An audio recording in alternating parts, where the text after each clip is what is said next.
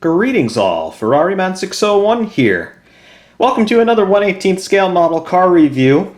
This, the 1999 Reynard 99i, as run by Chip Ganassi in the Kart Championship, driven by Juan Pablo Montoya. He won the championship in 1999 in the Kart Series, and this is the car with which he did it. For the first time ever, I am quite pleased and quite humbled to announce that one of my subscribers, one of my fans, has sent me something. And, well, this is it. This comes to us courtesy of a loyal friend of the channel called Noah. And, well, he said, hey, I'm going to send you something, and all I expect in return is a review. And, well, that's what we've got right here.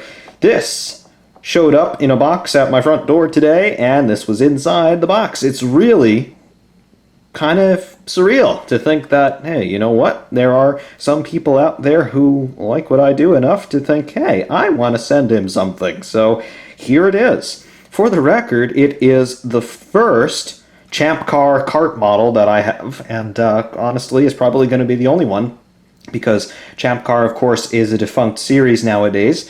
IndyCar, well, similar enough. You can think of it as the spiritual successor to Kart, but these cars were absolutely tremendous in everything that they did. They had so much horsepower, they looked really cool, they sounded really cool, and they were the fastest closed-circuit racing cars ever built. That record still stands today. On the super speedways, these guys could hit 240, 250 miles an hour. Insane levels of performance on these cars. Ground effect, of course, you got big front and rear wings as well. The closest we've got to this car is actually quite close to this car. Assetto Corsa, we have VRC's Formula North America 1999 mod, which is actually based on this car right here. So this is the Reynard 99i from 1999. VRC, they used this car pretty heavily, as you can see, in the modeling and the detail work on that car in the Formula North America pack. So really, it's pretty cool. But this is a model car review, so of course we're going to take a closer look at it and show you what's going on with this car. First off, a little bit of a background on Kart. What was it? Well, in the mid-1990s, American open-wheel racing underwent what's known as the split. Basically what happened was IndyCar, the Indy Racing League, the brand of the sport that had the Indianapolis 500, they wanted to break away and form their own series, so the other arm of the unified sport at that time said, no, you're crazy, we want to run this kind of series with these kinds of cars, and we want some more manufacturer freedom and whatnot, so they all had a falling out and they split up. And this is what we were left with. The United States had two open-wheel formulas at this time. You had the Indy Racing League, the IRL, and you had Champ Car Kart, as it was known. This is the kart side of the world, and I've got to say, Kart was a really fantastic series. In 1999, they had no fewer than 20 races, starting in March and ending in October, so basically mirroring the Formula One schedule of the era. The first race of the 99 kart season was at Homestead Miami Speedway in Miami, Florida. The last round of the championship was in October. It was actually on Halloween 1999 at California Speedway at Fontana, the Auto Club Speedway now. 20 rounds in the championship. This was longer than the Formula One season of the time. Only now have we gotten to 20 and over 20 Formula One races in a given year. So this was a big deal. They went all around the world. Yes, they started in Florida and ended in California, but they also visited Japan, Brazil, Canada, and Australia over the course of this season. So Kart really was a globe-trotting international affair on the same sort of scope that Formula One has today. So it was not just some sort of ragtag bunch of Americans having some fun with toys that they didn't understand. No, this was a very serious racing discipline, and they had a lot of international recognition as well. The championship winner of 1999, yes, Juan Pablo Montoya. This was his first season in kart. He also happened to win Rookie of the Year, probably not coincidentally, but he had an absolutely great time of it, of course. Just going by my count here, he won 1, 2, 3, 4, 5, 6 races out of 20, and of course there were other podium finishes and pole positions as well, apart from those wins. So, yep, that gave him the World Championship. It was a semi-open formula. There were multiple chassis constructors and multiple engine suppliers. The teams themselves were not constructors in the sense that we have Formula One constructors, but a couple of them were. The most famous of which definitely is Penske. They built their own car. Yeah, this year they have the Penske PC27B. Also, All American Racing, the Dan Gurney side of the world, they had their own car, the Eagle 997. So there were a couple of proper constructors in this series, but for the most part, all of the other teams were running customer chassis. Obviously, Chip Ganassi Racing here running a Reynard chassis. Reynard, they were making cars out of England. We also had Swift supplying chassis, Lola, and what else? Yep, that was about it in terms of chassis supplier. Obviously, Penske running their own chassis, as well as All American Racing running their Eagle chassis. But for the other teams, again, customer chassis suppliers there. In terms of engines, we had multiple engine suppliers. We had Mercedes, we had Honda, we had Ford, and we had Toyota as well. So there was an engine battle, there was a chassis battle, and also we had a tire war. We had Goodyear and Firestone here. Firestone, the American version of Bridgestone. We also have Bridgestone tires here, but in Indy racing and oval racing here in the United States, if you see any Bridgestone product on a car, it's going to be branded as a Firestone. So we had a tire war, we had an engine war, and we had a chassis war. This was truly American Formula One back then. These cars had the performance to match, and you had the culture around it as well, where you had actual constructors entered in the championship, you had customer cars, you had customer engines, you had a tire war, you had all of the ingredients that Formula One has always offered over here stateside. So kart really was a fantastic series, very unique, and it's something that I hope we can get back to again with the current IndyCar series. You might notice some superficial resemblance between this car and the current IR18 IndyCar. That's no accident. IndyCar definitely took some styling cues from the cars of this era in designing the IR18 Aero kit, because people always talk about how cool kart was, and, well, they're kind of bringing it back.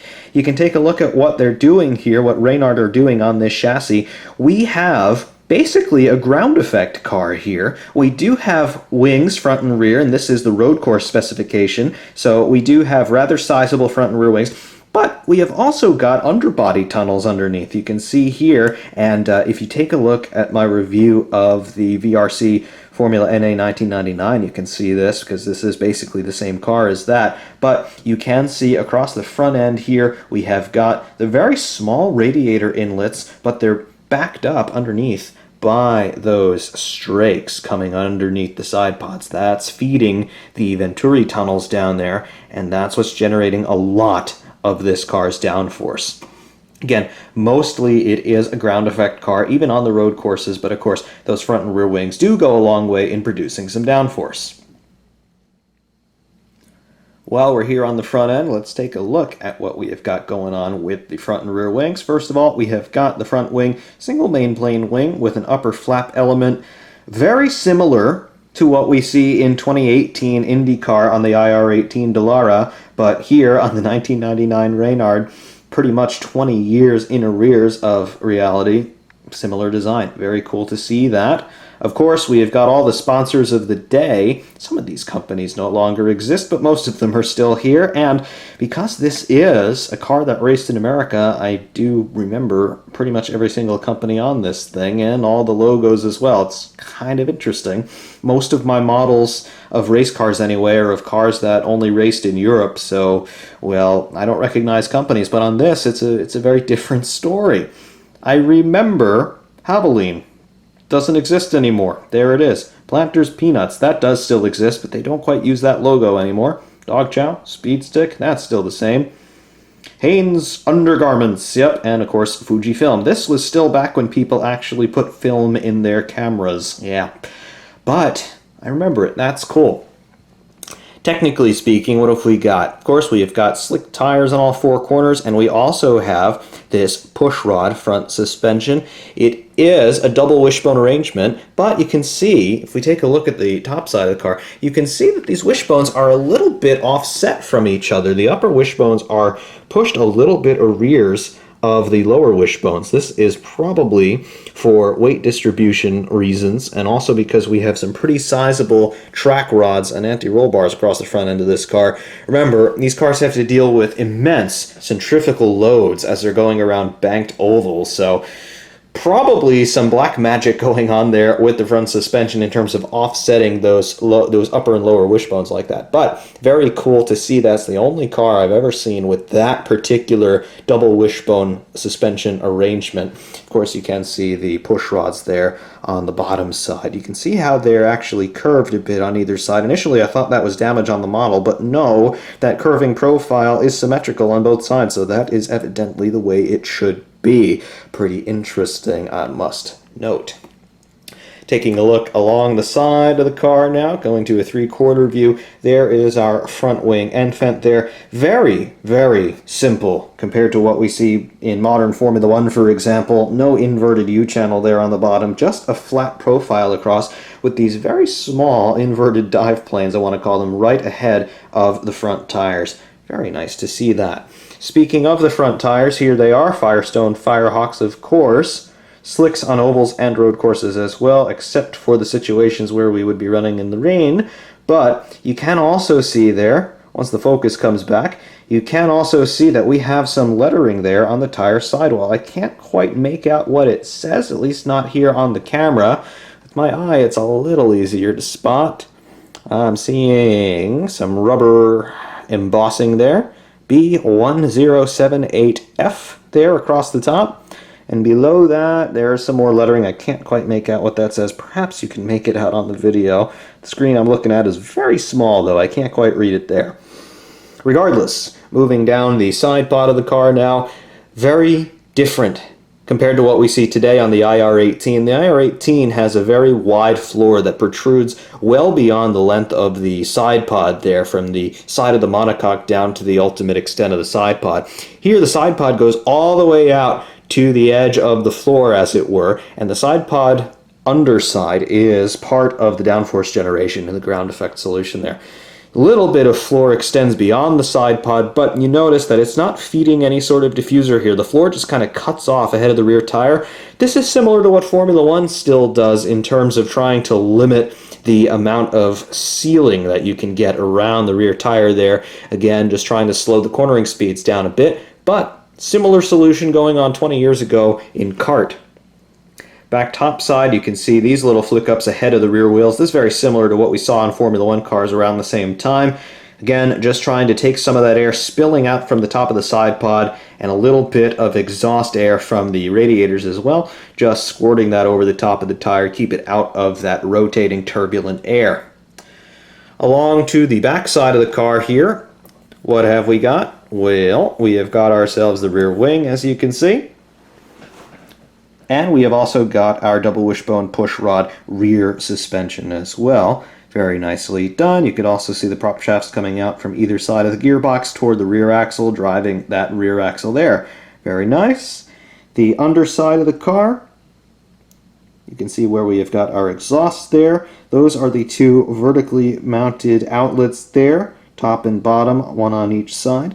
And then we have also got, this looks to be an intercooler duct, perhaps an auxiliary turbo wastegate duct as well, looking at that silver oblong shape on the left-hand side of your picture. Not quite sure what that little pipe was, but it looks like an exhaust of some sort. Again, it's either for the intercooler or perhaps, again, just a little bit extra spillage for the turbo wastegate. Whatever it is, it looks very unique indeed. Rear crash structure, well, there really isn't one. It's basically just a mounting pylon for the rear wing, which we can see there. Very simple. Just a single main plane wing with an upper flap element. Again, that would be pretty much infinitely adjustable depending on what these guys would be doing, whether they be on an oval or a road course. They would also have something not pictured here, but they would have something that was called the Hanford Device. And what this was effectively a vertical valance that just hung down from the top side of the rear wing, and it would just hang down vertically like a wall right down to about this part of the wing. And I'm not entirely sure what the aerodynamic philosophy of the Hanford device actually was, but I'm led to believe that it stalled the wing basically when they got to a certain speed, and it cut down on drag even more, thus increasing the top speed. It was a static structure, didn't move at all. It wasn't like something like a DRS that we have today in F1, but it was an aerodynamic component that you did see them running on the super speedways, and it did have a performance benefit. Again, I'm guessing it had something to do with stalling the rear wing, but I'm probably wrong on that. If you happen to know the ins and outs of the Hanford device, please feel free to correct me on that. Anyway, what else have we got on this car? We do have some removable bodywork. Let's take a look at some of that. First off, we have got the front end where we've got our front suspension dampers. This section of bodywork comes off. And underneath, we have some detail of the front suspension. These are not actual springs that you see on here. Everything is just a single piece molded plastic. Looks to be injection molding here and then popped out. But there is a nice, decent enough representation of the suspension here. I should mention at this point that this is a 1999 car, and the model itself, the copyright year is 1999. In fact, the company that makes this model is Action Racing Collectibles, and as far as I know, that company doesn't exist anymore. The brand still exists. It's been, I guess you could say it's been absorbed into the Lionel company. Yes, the Lionel company that makes model trains. They do produce models today in the 164 and 124 scales, but it doesn't seem to me that they make 1/18th scale models anymore, so that makes this pretty rare. It also makes this model pretty old. I mean, this is a 1999 car, and apparently it was produced in 1999, so this model itself is nearly 20 years old. Given its age, I've got to say, it is in very good condition. It does not appear to have been displayed at any point for any length of time. And there's no dust on it, there's no damage on it. It does show its age a little bit. Some of the decals are not in quite the best condition, but they look far from bad, I must say. Only a couple areas, I must say, where the decals have kind of gotten a little bit flaky, probably just because of expansion and contraction due to temperature changes over the last 2 decades wherever this thing has been stored. But really, it's in great shape. The paint itself is in really great shape as well. I don't see any cracking. I don't see any application faults on it, really. It's a very nicely put together model for what it is, and considering the company that produced it doesn't really exist anymore, that's really something to be said. The quality of this, it's quite similar to what you would expect to get from Mini Champs today. The packaging is quite similar to what you'd expect to get from Exoto. So definitely this is not a low-end model, and if you can find one, get one, because they're really rare and they are quite nicely put together. Anyway, more removable bodywork. Engine cover time. This slides back and then lifts off. If we can get it off, a little bit difficult to do this one-handed. See if we can get it off there. There we go. Engine cover comes off. And there is our 2.65 liter Honda single turbo V8. Have a look at that. This is back when Honda actually understood how you build a race engine. Great engine. In road course spec, at full boost, we're producing about 980 to 1,000 horsepower on this thing. It revs out to about 15,000 RPM. It's a really great engine, and those of you who have driven the VRC 1999 car, yeah, it's plenty fast enough. Here you can see the intake for the turbocharger right there, that black circular bit. That's really nicely done. All of the exhaust, though, it is all hidden underneath the rest of the bodywork. You can see the top of the intake plenum where they're just ramming all of that air down into the intake plenum on the chamber on the engine itself right before it gets to the combustion chambers. Fuel will also be injected through there. And on top, that black conical structure, that is the turbo wastegate off of the intake plenum. So in case the boost pressures right at the top end of the motor got a bit too high, that valve could open up and just alleviate some of that extra pressure before the engine goes bang. So you're going to need that. Across the back here, you can see the rear suspension dampers starting to come in there. It appears that the dampers are actually mounted vertically, if you could believe that or not. I can see some looks to be third springs here just to control heave rates on the suspension, but it almost appears that there are vertical dampers inside the gearbox casing, which would be really interesting. Of course, there's no detail of that on the model, but I'm led to believe that it could well be the case. Interesting. Anyway, speaking of the gearbox, it would be a 6-speed sequential box. They were not semi-automatics. They were not paddle shifts. They still had gear sticks in the cockpit, but they were sequential gearboxes. So pull it back to upshift, push it forward to downshift. You did have to lift on the upshifts and give it a bit of a throttle blip on the downshifts as well, as far as I know about these cars. CART, of course, it is a defunct series, so it is a little bit difficult to find information about it, considering it went under before the internet took the world by storm. So it wasn't like there was information uploaded to the internet while these guys were racing. So the information is out there, but it's all very disjointed. So if you want to find information about these cars, about the races, about the series itself, you've got to do some digging. Unfortunately, I haven't done as much digging as I would like, but I think I know enough to not make a complete fool of myself at this point. We talked about having a gear lever in the cockpit. Let's see what else these guys would have had in the cockpit. Again, take a look at any of my videos featuring Formula NA 1999 by VRC. You'll get a little bit better of an idea of what's going on. But in here, as we can see, we have got some pretty decent detail. There's our cockpit. Obviously, we don't have a driver figure in here, but there's the cockpit. There's the steering wheel. You can see, it looks to be a 3-panel digital display on top of the dash there, right below the little arrow screen around the cockpit surround. In the cockpit itself, on the left-hand side, looks like we have got some levers for anti-roll bar adjustments front and rear. We have got some buttons and switches across the left side of the dashboard. Across the center, we would have an LCD, and then on the right-hand side, you can see it's all black, so it's a little difficult to see, but we do have a gear stick in there for actuating that sequential gearbox. So it is very nicely appointed, I must say. Very cool. Not the best level of detail, but you've got to remember what scale model cars were back in the late 90s. They were very much niche items. Companies weren't investing all that much money in producing them. If you wanted a nice scale model back then, you basically had to get one custom made. So they were pricey things. For this to be this well detailed, considering how old it is, it's a great find.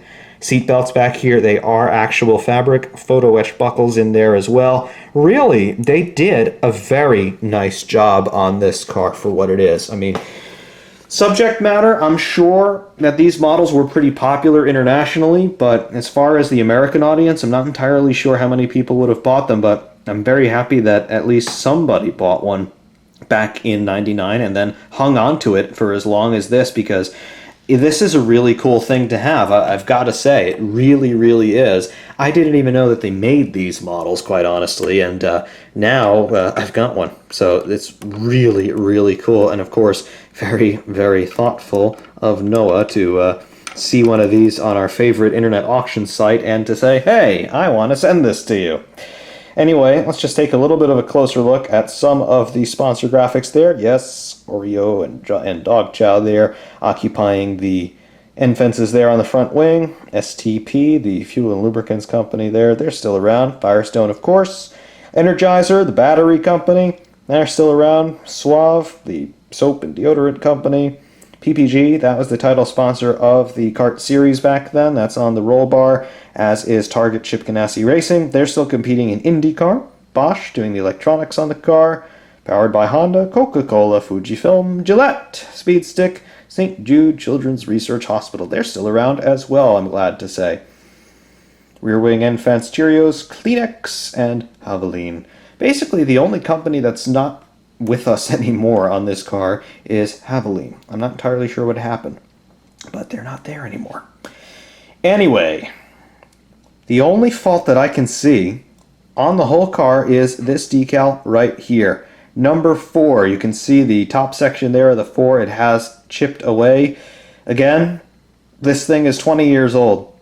It's never really been out of the box as far as I can tell, but again, temperature changes. This car has gone through 2 decades. It's gotten through 20 cycles of winter into summer. At some point, that's going to take a toll on rigid components like decals. So, yep, that's where the top of the number 4 went. I might touch that up with some paint if I'm so inclined, but honestly, I don't think it really detracts from the overall appearance of the car, so I'm quite happy to leave that as it is.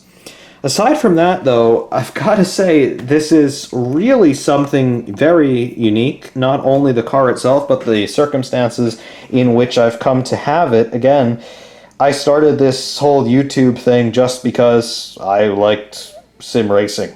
And now somebody has actually had the thought and invested the time and invested the little bit of money to actually send me something. So it, quite honestly, it means a lot to know that I'm giving you something that maybe some of you enjoy.